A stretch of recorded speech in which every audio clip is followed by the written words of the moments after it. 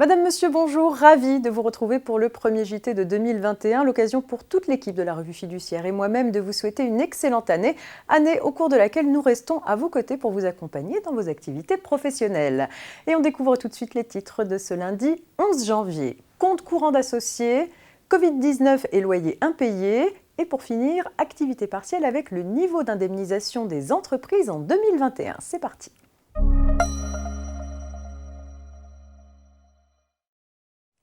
Les intérêts servis aux associés ou actionnaires à raison des sommes qu'ils laissent ou mettent à disposition de la société en sus de leur part de capital, notamment sur leur compte courant, ne sont pas intégralement déductibles du résultat fiscal. Quelle que soit la forme de la société, ils ne sont déductibles que dans une certaine limite, calculée en fonction d'un taux moyen de référence. Cette limite s'applique pour chaque compte courant pris isolément. Le taux maximum d'intérêt déductible pour les entreprises dont l'exercice clos le 31 décembre 2020 coïncide avec l'année civile s'établit à 1,18%.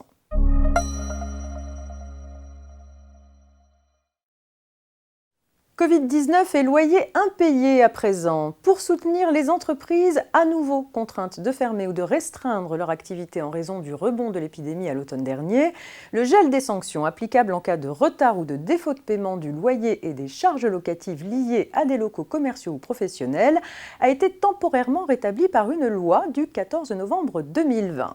Le gel des sanctions s'applique aux loyers et charges locatives afférentes à la période débutant le 17 octobre 2020 et expirant 2 mois après la date à laquelle l'activité de l'entreprise cessera d'être affectée par une mesure de police. Un décret était attendu afin de préciser les bénéficiaires de ces mesures de soutien. Ces choses faites sont concernées les entreprises de moins de 250 salariés avec un chiffre d'affaires inférieur à 50 millions d'euros lors du dernier exercice clos et ayant perdu plus de 50% de chiffre d'affaires en novembre 2020 par rapport à novembre 2019 ou à leur chiffre d'affaires mensuel moyen de 2019.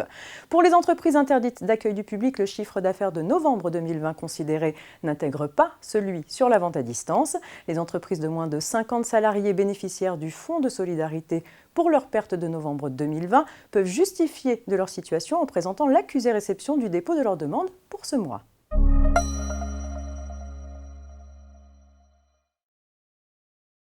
Activité partielle pour terminer. Le décret qui manquait pour mettre la dernière touche au système d'indemnisation de l'activité partielle pour l'année 2021 est paru au journal officiel du 31 décembre 2020. Un système de modulation des allocations d'activité partielle va perdurer jusque fin mars ou fin juin 2021 selon les secteurs d'activité. En revanche, un régime unique d'activité partielle garde d'enfants et personnes vulnérables s'appliquera à partir du 1er février 2021, quel que soit le secteur d'activité de l'entreprise. Il aura donc fallu 3 textes pour définir les règles du régime d'activité partielle sur 2021. Le dispositif est maintenant au complet avec le décret sur le montant des allocations versées aux employeurs. Pour mémoire, ce décret fait suite à l'ordonnance du 21 décembre 2020 qui a prolongé les règles de base du dispositif exceptionnel Covid-19 et au décret 2020-1681 du 24 décembre 2020 sur les indemnités à verser aux salariés. C'est la fin de cette édition, disponible dès à présent en podcast sur rfplay.fr. Excellent début de semaine à toutes et à tous et on se retrouve demain mardi.